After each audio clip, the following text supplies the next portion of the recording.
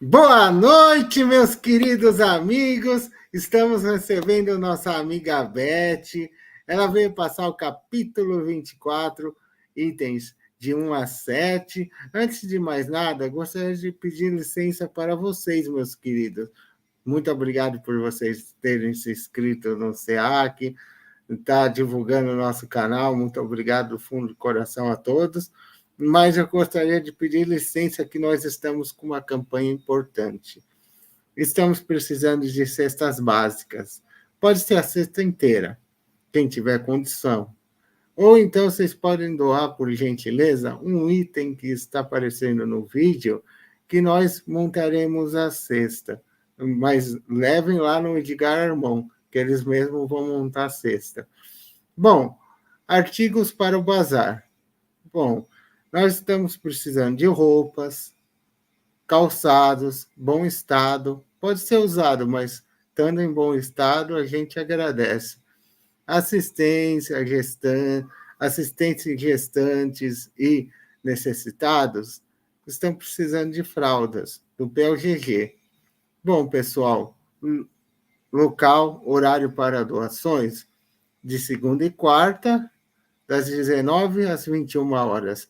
Na sexta-feira, o horário é diferente, das 13 às 15 horas. Na Casa Espírita Edgar Armon, vocês sabem que fica na Rua Bolívia, 717, Parque das Nações, Santo André. Juntos fazemos a diferença. Muito obrigado pela atenção.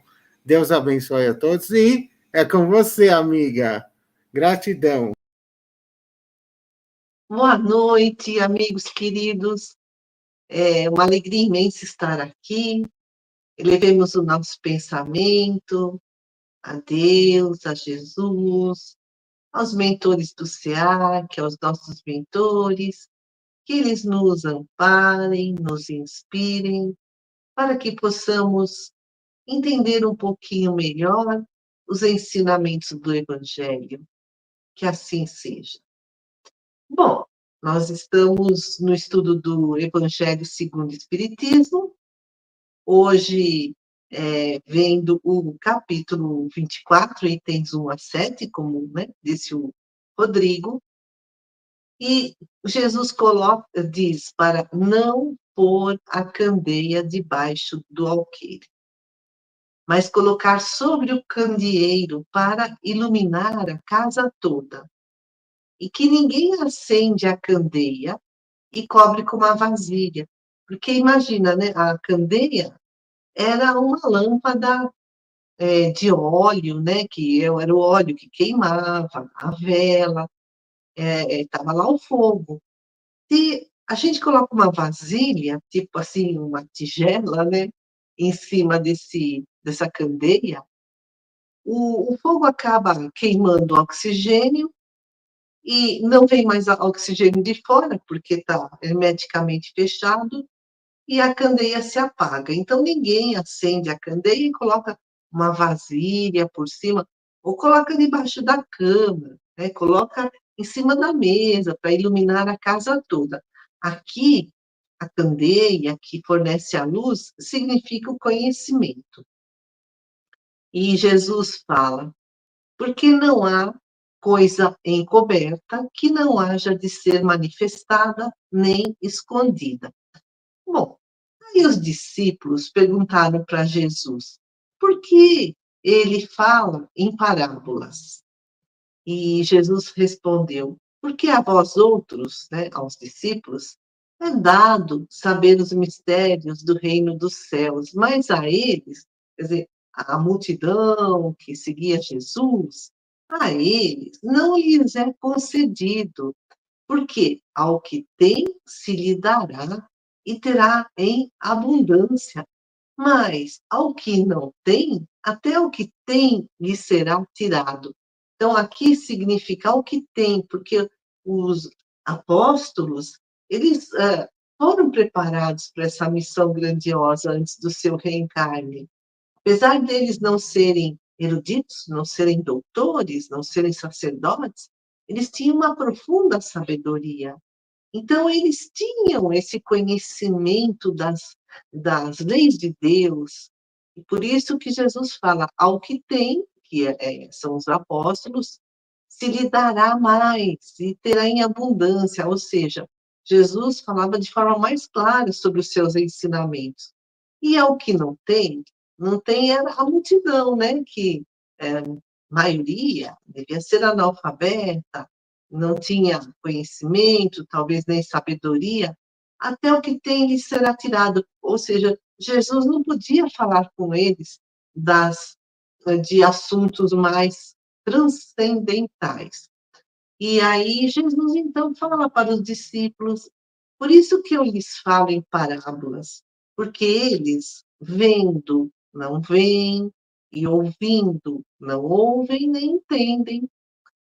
O escritor espírita Paulo Alves Godoy escreveu o livro As Maravilhosas Parábolas de Jesus. E ele nos ensina que Jesus escolheu para discípulos pescadores humildes, de poucas letras, né? Eles não eram, né, doutores da lei. Eles trabalhavam pelo pão de cada dia, pescando lá no lago de Genezaré.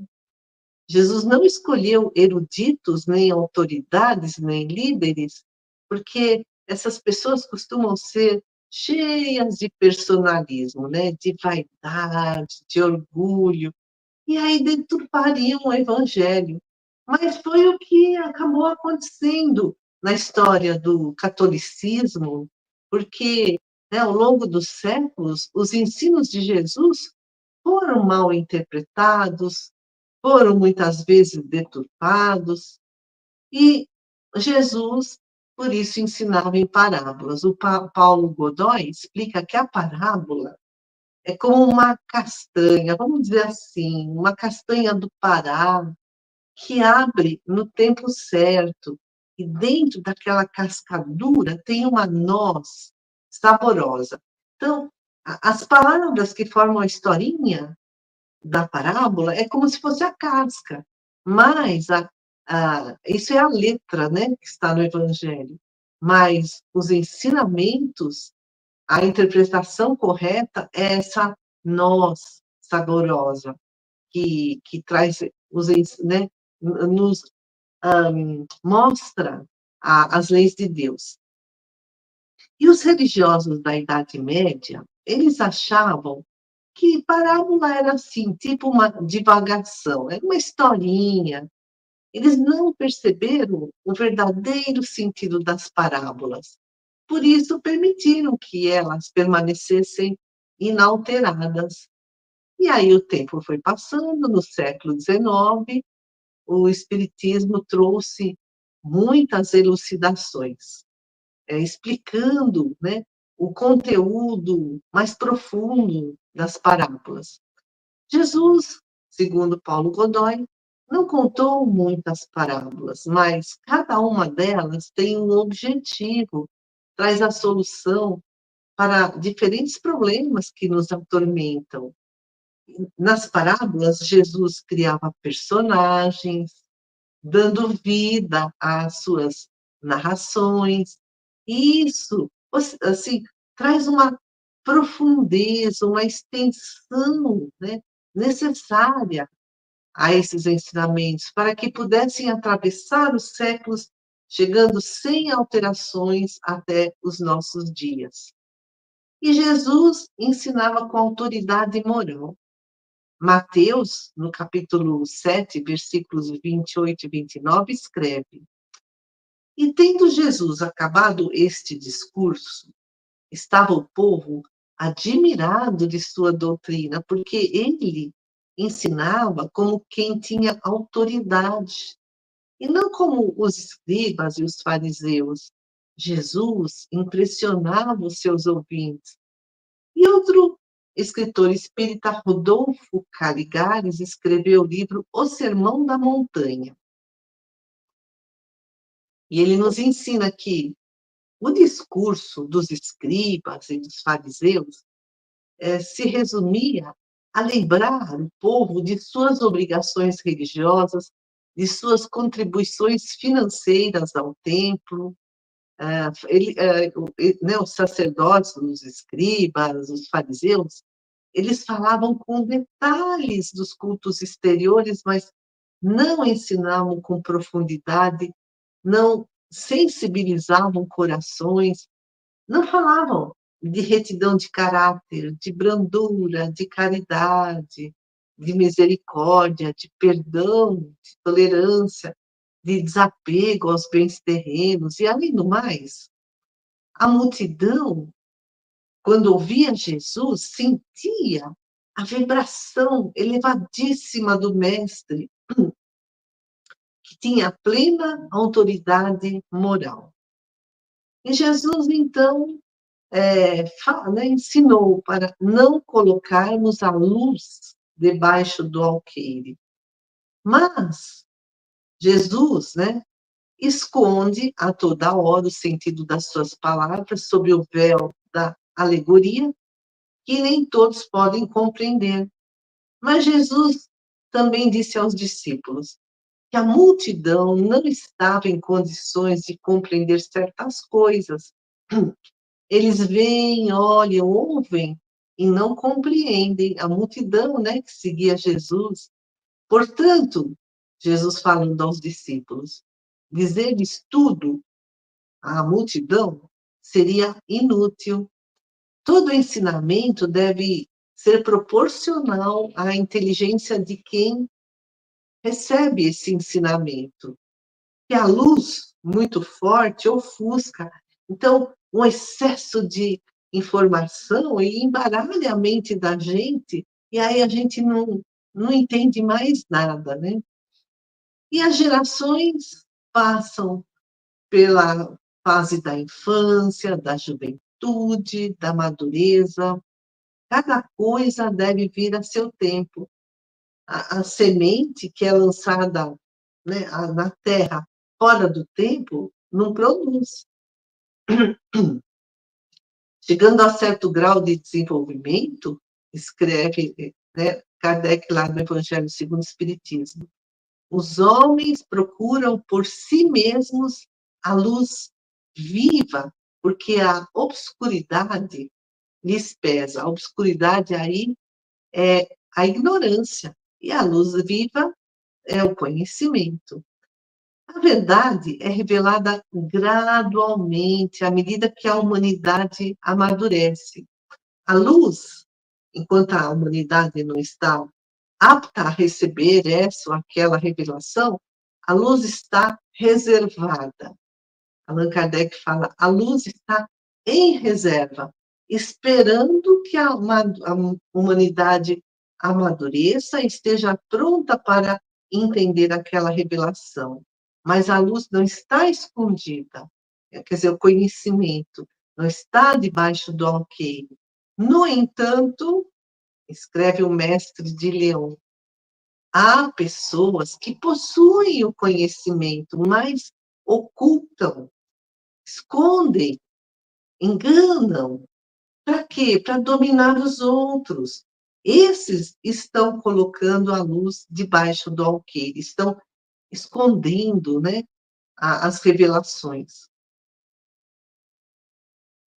Todas as religiões sempre tiveram seus mistérios. E Kardec escreve, no entanto, escondem. E aí, essas religiões se atrasavam ao longo dos séculos. Tem um filme fantástico, O Nome da Rosa. É baseado no livro do filósofo, historiador, literato Humberto Eco. Esse filme é de 1986, conta a história de um monge franciscano, que é interpretado por Sean Connery. E esse monge franciscano, ele investiga uma série de assassinatos no mosteiro italiano, lá no ano de 1327. Naquela época, os mosteiros eram verdadeiras universidades, possuíam uma vasta biblioteca. Eram os mosteiros que preservavam a cultura, controlavam, quem podia ter acesso ou não à cultura, o conhecimento. E no filme, a história narra que certos livros dessa biblioteca, desse mosteiro, eram proibidos. Por exemplo, os livros de Aristóteles, porque ele falava do riso, da importância do riso, da alegria. O riso, naquela época, era proibido porque os religiosos, né, da Igreja Católica achavam que se a pessoa risse, fosse feliz, iriam perder o temor a Deus, né? Não teriam mais medo de Deus. Então, o filme é fabuloso, ele mostra essa fé cega, essa fé dogmática imposta, mostra o fanatismo da igreja. Eles achavam, né, no filme, que as mortes que aconteceram eram por conta do diabo. Mas o Sean Connery, né, ele vem a esse mosteiro para investigar esses assassinatos. Ele é um frade franciscano e ele, para investigar, ele usa a ciência, ele usa a racionalidade, né, para investigar essas mortes. O filme é fabuloso, conta bem isso que Allan Kardec escreve no Evangelho segundo o Espiritismo, que a igreja escondia o conhecimento. Outras igrejas também, né, de outros segmentos religiosos. Era só um grupo de iniciados que podia obter, né, toda essa revelação. A igreja, inclusive, tem o INDEX, é o Índice de Livros Proibidos. Por exemplo, no século XIX, quando Charles Darwin publicou A Origem das Espécies, ele ficou 5 anos viajando pelo mundo no navio Beagle, e ele coletou espécies pelo mundo inteiro de plantas, de animais, e chegou à conclusão de que os seres vivos evoluem. Esse livro foi proibido pela igreja, porque a igreja ensinava que houve um homem e uma mulher, né, Adão e Eva, assim, criados já prontinhos, que não havia nada disso de evolução das espécies, mas a ciência desmente esse mito, né? É um mito, essa história de Adão e Eva. E também era proibido ler a Bíblia num idioma que fosse diferente do latim. Tanto que na igreja protestante, as Bíblias foram traduzidas para várias línguas de vários países da Europa, e essas Bíblias, né, que foram escritas, que não eram em latim, foram queimadas pela Igreja Católica, pela fogueira da Inquisição. O INDEX foi abolido, finalmente foi abolido em 1962, agora, né? Recentemente. Mas, como, né, dizem, ainda hoje há arquivos secretos no Vaticano, que são acessíveis a poucas pessoas autorizadas. Eles têm milhões de documentos guardados, secretos, escondidos. Eles estão colocando a candeia sob o alqueire, escondendo a luz do conhecimento. Mas a ciência e a inteligência avançaram ao longo dos séculos passados e romperam esse véu misterioso. A igreja, na Idade Média, acreditava no geocentrismo. A Terra é o centro do universo. Tudo, né, gira ao redor da Terra. Aí vem Galileu. Galileu traz a informação, né, a teoria do heliocentrismo, ou seja, é o Sol que é o centro do sistema solar. E ele foi condenado a viver numa prisão domiciliar até, né, o dia de sua morte. E Jesus, então, já predisse: não há nada secreto que não venha a ser conhecido mais cedo ou mais tarde. Olha aí, né? A ciência, a inteligência, trazendo todas essas descobertas. Mas, como escreve Allan Kardec, o planeta Terra, a nossa humanidade, né, que vive aqui, nesse planeta, ainda vive no nevoeiro. Ou seja, nós não vemos e não entendemos muita coisa. A humanidade progride. E escreve Kardec, o povo que se tornou adulto, porque evoluiu ao longo dos séculos, pôde assim penetrar o fundo das coisas, e então rejeitou na sua fé o que se mostrava contrário à observação, aos fatos, né, à natureza. É o que Jesus fala, não há nada secreto que não deva ser conhecido. Tudo que está oculto será descoberto um dia.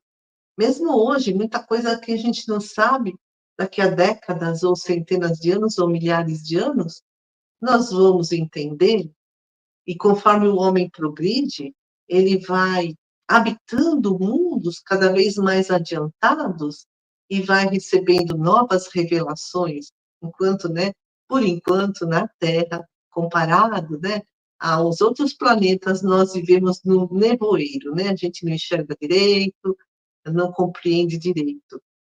Mas, voltando a falar, né, de parábolas, porque Jesus falou para não esconder a luz do conhecimento, mas ele falava em parábolas que o povo não entendia, ele só explicava as parábolas para os discípulos. Então, que proveito o povo tirou das parábolas, né? Porque o sentido oculto das parábolas não alcançava a multidão. Bom, as parábolas tratam de questões abstratas, mas caridade, humildade, são as condições da nossa salvação. Salvação no sentido assim, de avançarmos no nosso progresso rumo à perfeição. E em relação ao ensino da caridade, da humildade, Jesus falou de uma forma muito clara. Caridade e humildade são regras de conduta e que todos, né, desde aquela época, deviam compreender. Isso era o essencial para aquela multidão ainda ignorante. Tanto que Jesus dizia: eis o que é necessário para se ganhar o reino dos céus. Enquanto que as outras questões ficaram reservadas para os discípulos, que eram mais adiantados moralmente e mais adiantados intelectualmente. Não no sentido de erudição, de informação, mas de sabedoria. Por isso Jesus fala: ao que já tem, ainda mais se dará e terá em abundância, né? Que os apóstolos recebiam essas explicações. Mas, mesmo para os apóstolos, muitos pontos ficaram vagos. E esses pontos vagos, obscuros, deram origem a diversas interpretações ao longo, né, dos séculos, até que a ciência e o espiritismo revelaram novas leis da natureza. O espiritismo lança luz sobre uma porção de pontos obscuros. Mas os espíritos que trazem as revelações, eles trazem com muita prudência. Allan Kardec, inclusive, explica que se o espiritismo fosse revelado assim, a espiritualidade trouxesse todas as revelações de forma completa, esse conhecimento seria acessível a um pequeno número de pessoas e teria assustado aqueles que ainda não estavam preparados para receber novas informações, novas ideias. E aí isso seria prejudicial à propagação da doutrina espírita. E Kardec escreve lá no Evangelho segundo o Espiritismo: se os espíritos ainda não dizem tudo ostensivamente, abertamente, claramente, né? Não é porque a doutrina possua mistérios reservados aos privilegiados, nem que eles ponham a candeia debaixo do alqueire. mas porque cada coisa deve vir no tempo oportuno. Os espíritos dão a cada ideia o seu tempo para amadurecer e se propagar, antes de apresentarem uma nova ideia. E também dão aos acontecimentos o tempo de lhes preparar a aceitação. E Emmanuel, no livro Roteiro, itens 13 a 21, fala sobre os ensinos de Jesus. Emmanuel nos ensina que Jesus não usou fórmulas complicadas. Ele falava da vida comum, falava dos sentimentos, das experiências de cada dia. E a palavra de Jesus estava acima de éditos e espadas, né? Convenções, né? Decretos e encíclicas. Jesus ensina a amar. E Emmanuel traz aqui nesse livro Roteiro uma série de considerações sobre o Evangelho, a Boa Nova de Jesus. Muita gente acha que o Evangelho é uma religião triste, amarga, né? Porque traz assim uma tristeza, uma amargura para quem não entende direito, lê e não compreende. E Emmanuel explica que foram os sacerdotes lá da Igreja Católica que pintaram cores sombrias do Evangelho e falaram só de cultos exteriores e não a essência dos ensinamentos de Jesus. Mas o cristianismo é uma revelação de profunda alegria. E Emmanuel fala, desde o nascimento de Jesus, né, está narrado lá no Novo Testamento, há contentamento, há esperança. Em vez de essa limitação, né, de orar num templo de pedra, Jesus pregava na beira do lago, né, em contato com a natureza. Jesus cura, consola. O Sermão da Montanha é um hino de bem-aventuranças. Bem-aventuranças são as alegrias que nos aguardam no futuro. E esse Sermão da Montanha afasta a aflição, o desespero, porque se bem-aventurados os aflitos, por exemplo. Se hoje nós estamos passando por uma situação dolorosa, a gente sabe que é passageiro, que no futuro nós seremos bem-aventurados. Então, a boa nova é a alegria. E aí as pessoas começam a ver a vida através de um prisma diferente. E a Terra é uma bendita escola de preparação do nosso espírito. E Emmanuel fala também que Jesus não é um agitador comum, ele não incitava a violência, ele sempre aconselhou o respeito, a responsabilidade, o esforço no bem, para libertar o espírito. E antes de Jesus, a caridade era desconhecida, né? Durante milênios houve, hoje ainda há, a opressão do mais forte sobre o mais fraco. Aí Jesus vem com a parábola do bom samaritano, exaltando a caridade. Lá no Evangelho de Lucas, a gente lê a parábola do bom samaritano. Um homem descia de Jerusalém a Jericó. Aí ele caiu na mão dos salteadores que o despojaram, o espancaram, e ele ficou lá, caído na estrada, semi-morto. Um sacerdote passou ao largo, né? De longe. O levita também. Mas um samaritano, né? Um morador da região da Samaria, que era uma região assim muito mal vista pelos judeus. Esse samaritano, cheio de piedade, cuidou das feridas do homem caído na estrada, o colocou no seu cavalo e o levou até uma estalagem. Esse necessitado caído na estrada é um simples homem. Jesus não identifica a raça dele, nem a cor, nem a posição social, nem quais pontos de vista ele defendia. Esse homem caído na estrada, na parábola do bom samaritano, representa a humanidade sofredora. E aí, com Jesus, surge um novo movimento de solidariedade, ensinando que mais vale dar do que receber. E ao longo dos séculos, depois que Jesus encarnou na Terra, foram surgindo os hospitais. Antes de Jesus não tinha. Surgiram os orfanatos, as creches, as escolas, as instituições de socorro, as instituições de previdência.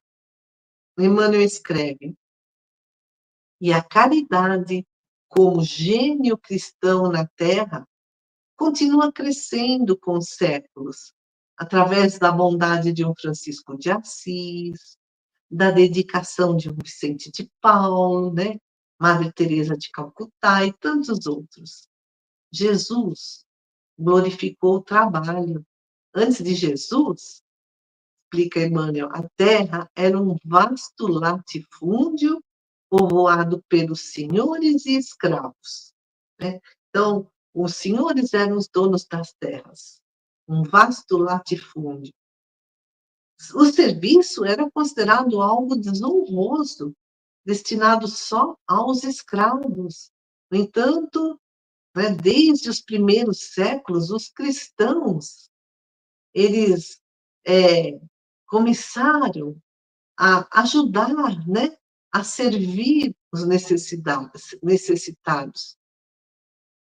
Mas o que acontecia, né, com aqueles que não compreenderam os ensinamentos de Jesus? Eles disputavam a verdade, os privilégios. O meu Deus é melhor do que o seu, né? A verdade está na minha religião. A igreja, em nome do Cristo, fez tantas guerras, mandou tanta gente para a fogueira, tantas perseguições, tantas mortes.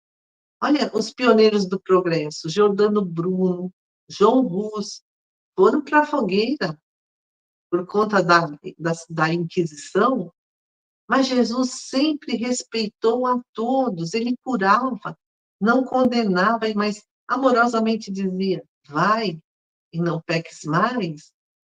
Jesus não pregou o inferno, né? A existência do inferno, do fogo eterno. Mas Jesus sempre foi compassivo, cheio de compaixão, né? Pedro era frágil, negou Jesus 3 vezes. Judas traiu Jesus, Pilatos lavou as mãos. Ele foi crucificado entre 2 ladrões, né? E Jesus sempre foi compassivo. E tem outro ensinamento do mestre de Nazaré, né? As pessoas entendiam, e alguns ainda entendem, que isolar-se é sinônimo de santidade. São os ermitões que ficam no ermo, né? Sozinhos, morando sozinhos. Mas Jesus não fugiu da luta do dia a dia.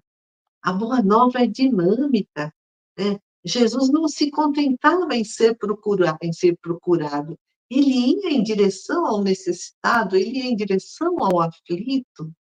Antes de Jesus, as mulheres eram consideradas, valiam menos do que um cavalo, escreve Emmanuel. As crianças que nasciam com alguma deficiência eram mortas. Os senhores podiam matar os seus escravos. Mas com Jesus começa uma nova era, a era do sentimento. Os discípulos dedicaram-se aos doentes, aos pobres. Aí a paisagem social do mundo foi mudando, foi surgindo uma nova mentalidade, né, aqui no nosso planeta. Foram surgindo a gentileza, a afabilidade, a fraternidade. Amigos queridos, elevemos o pensamento numa vibração muito amorosa a todos aqueles que ainda estão adormecidos ou que não entendem os ensinamentos do Cristo ou que escondem a candeia sob o alqueire, ou seja, escondem o conhecimento para enganar, oprimir, né, a população sofredora. que eles encontrem a verdade em si mesmos, que eles coloquem a mão em suas consciências e possam encontrar o caminho do bem. Vibremos por todos aqueles que passam por dificuldades, seja aqui no plano material ou no plano espiritual. Vibremos por todos aqueles que trabalham na seara do Cristo, vibremos pelos nossos pelos mentores do SEAC, vibremos por todos os dirigentes de nações, dirigentes do plano espiritual que nos acompanham, dirigentes aqui do plano da matéria. Vibremos por nós mesmos, por nossos lares e familiares, e nós te agradecemos, Pai do céu, por todas essas revelações que nos foram trazidas ao longo dos séculos, essa luz que vai iluminando o nosso caminho, o nosso entendimento e também iluminando a nós mesmos. Senhor, obrigada por todos os missionários que vieram e que nos apoiam, e obrigada pela nossa vida, pelos nossos amigos, pelo nosso trabalho, pelo nosso estudo, pela nossa saúde. Que assim seja. Uma boa noite, amigos.